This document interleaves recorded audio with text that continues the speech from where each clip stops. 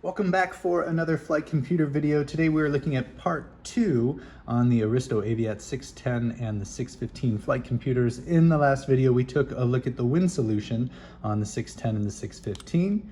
And in today's video we'll take a look just at the calculator side of the device. And since the calculator side is identical between the 610 and the 615, in this video we'll just use the 615 in order to see more clearly what how these numbers lined up and worked. Okay, so what we'll do is we'll just take a look at the scales from the inside out. So on the very inside, we have a conversion from Celsius to Fahrenheit. And what I think is, well, it's not special to this flight computer, but in general, is this flight computer really does move seamlessly and often simultaneously between the metric system and imperial units. So here we've got the conversion between Celsius and Fahrenheit. And then as we move out, we have our scales here for airspeed and density altitude in red. Now, what's unique about this is that we can input our pressure altitude into those equations either in thousands of feet per minute, like we did on all the Dalton computers, or in pressure altitude in kilometers. And we do that simultaneously by setting our corrected outside air temperature against one of those values. It's the same thing here for the altitude calculations, which are the true altitude, which are here in blue. And again, we would set those values either in kilometers or in thousands of feet. Also within the inner device, we have this scale for temperature correction, which we'll come back to and discuss at the end of this video. Moving out again, we have our latitude scale for doing pressure pattern navigation, and that goes from latitudes of 15 degrees all the way around to latitude to the North Pole or the South Pole, so all the way up to 90 degrees.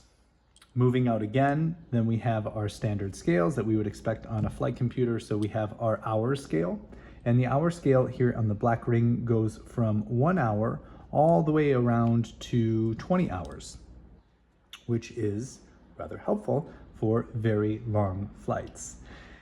If we move one more scale out, then we have the minute scale, and the minute scale has some interesting gauge markings on it. So we've got a gauge marking for doing conversions into meters per second. We have a gauge marking here for calculations involving pi, a gauge mark for calculating into or converting into feet per minute. And we have a very special gauge marking right here, which I call the G or glide slope marking that we'll discuss as soon as we finish these scales. On the outside ring from there, we have the distance scale, and moving out again, we have our conversions. And what's nice about the conversions on this device is that they're color-coded. So we have the blue conversions for volumes, imperial gallons to US gallons to liters. We have red gauge markings for flight planning distances, nautical miles, statute miles, and kilometers per hour. And then we have black gauge markings for shorter distances, things like meters, yards, and feet.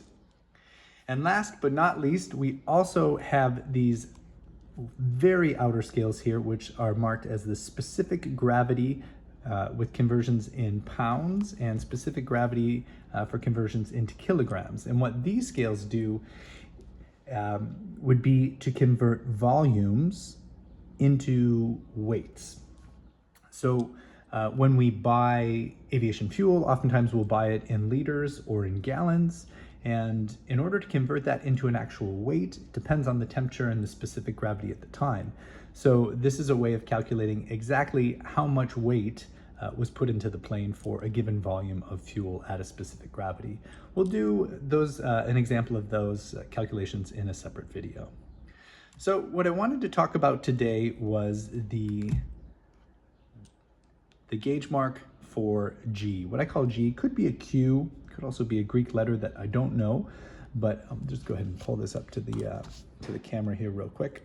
This gauge marking right here, and it's at the marking for 57.2, which happens to be the number of degrees that are in a single radian. Now, we saw this, a similar feature before when we looked at the MB4 flight computer. And on that computer, we had an inner drift gauge. And there's a video on this if you're curious to know the math behind how this works. But what we could do on that computer is we could set a glide slope angle, such as 3 degrees, and then use the inner scale of the dial as our ground speed and read the required feet per minute to maintain that glide slope on the outer scale. And so we'll do that same style of problem here on the Aristo 615, but we'll do that using the Q or the G gauge marking. So here's the problem: 3-degree glide slope and 2 different ground speeds. What's our required feet per minute to maintain that glide slope?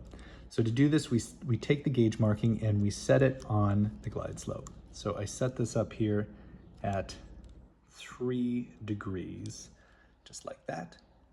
And then I find my glide slope, or sorry, my ground speed on the inner circle and read my required feet per minute on the outer circle, which looks like in order to maintain that that glide slope, I would need 419 feet per minute. Now, if I turned final, or I was on my final approach and I found that my ground speed, because of the wind, was not 80 knots, maybe it was 90 knots, well then all I have to do is look at a different place on the wheel. I still keep my gauge marking on the 3-degree glide slope, like it is right there. And if I was doing 90 knots over the ground, that would be about 472 feet per minute. And likewise, if I went somewhere else that didn't have a 3-degree glide slope, somewhere with a steeper approach angle, I could do the same thing by taking this G glide slope gauge marking and putting it on something like a 4-degree glide slope, just like that, and doing the same process. So then at 80 knots ground speed, I'm going to have a required rate of descent of about 559 feet per minute. And at 90 knots, I'm going to have a required feet per minute of, it looks like 637 feet per minute. 627 feet per minute. So that's how this gauge mark could be used. It's actually one of my favorite flight computer tricks. If you remember where this is, you can apply it to an aviation watch and you can use it to find your required feet per minute when you're flying your instrument approaches. The other type of problem I wanted to do on the 615 is take a look at temperature correction in order to convert outside air temperature into corrected outside air temperature. Now, the reason these two things aren't the same is because as the airplane flies faster and faster, the temperature at the outside air temperature probe increases artificially. And so in order to find out what the actual outside air temperature is, we need to do a correction. And this is a very simple scale. All we do is set our indicated airspeed on the scale, so 324, looks like that. You could set this either in knots or in kilometers per hour, and then you read the temperature correction at the bottom. So we have to subtract 10 degrees Celsius to get our corrected air temperature. So if the outside air temperature was 15 degrees Celsius, then our corrected air temperature would be 5 degrees Celsius. And that's really all there is to it. We would then use that corrected air temperature for calculating our true airspeed or our true altitude. You can see we've got the code right here. So that's all for the video today. It's the end of our videos on the 610 and 615, but no worries, we have more Aristo Aviats to come. And so in the next video, we'll take a look at the early and somewhat rare Aristo 616 flight computer that had a rather special wind solution. So that's all for today, and thanks for watching.